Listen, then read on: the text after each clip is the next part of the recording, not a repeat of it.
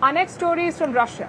It's about a business feud that has rocked the nation. It involves Russia's richest woman, her estranged husband, a Chechen warlord, and a deadly shootout in central Moscow. This is the sordid tale of Wildberries, Russia's answer to Amazon.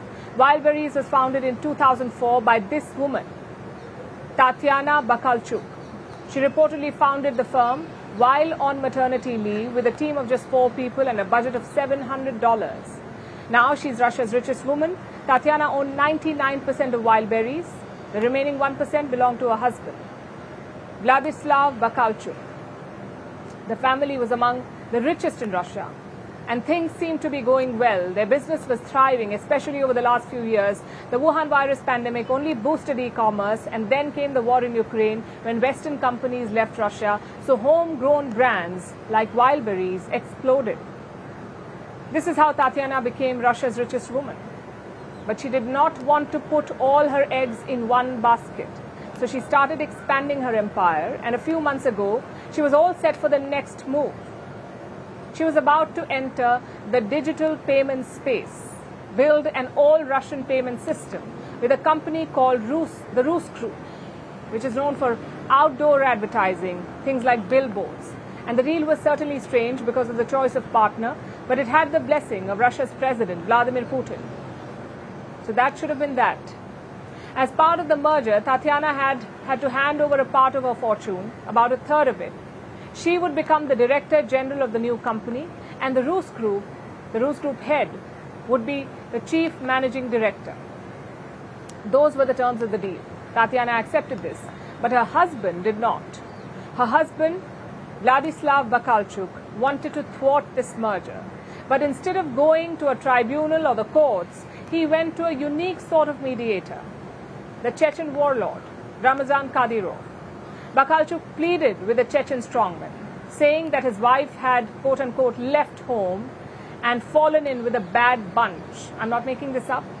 He went to a warlord for family counseling, and Kadyrov was apparently moved. He said devils and demons had destroyed a family with 7 children, so he promised to, and I'm quoting again, return Tatyana to the family and, of course, defend the business.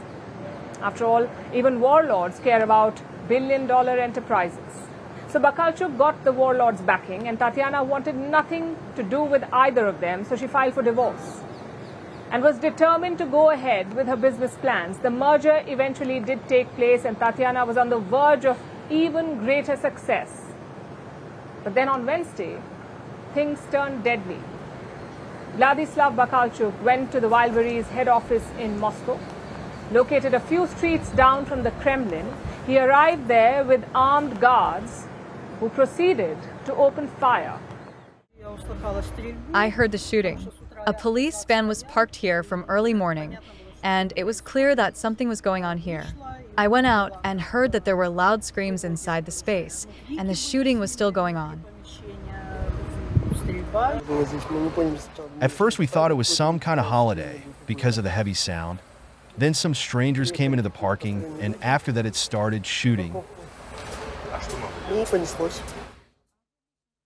Bakalchuk's bouncers apparently opened fire. They shot security guards at the Wildberries office. 2 of the guards died, 7 others were wounded. It was pandemonium. Tatyana was mortified. She condemned her estranged husband with this message. Take a look.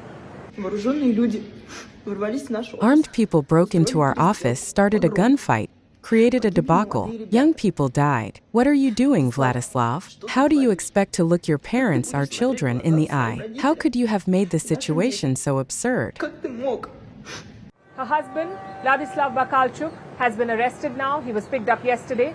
He's been charged with murder, attempted murder, and other offenses. Bakalchuk is being accused of trying to forcefully seize Wildberries. He denies all of this. He says he'd gone to the office for, and I'm quoting again, business negotiations. Perhaps it was a negotiation, Chechen warlord style. And Tatyana didn't get the memo. And whatever the case, an investigation is underway. We'll keep you updated as the story unfolds.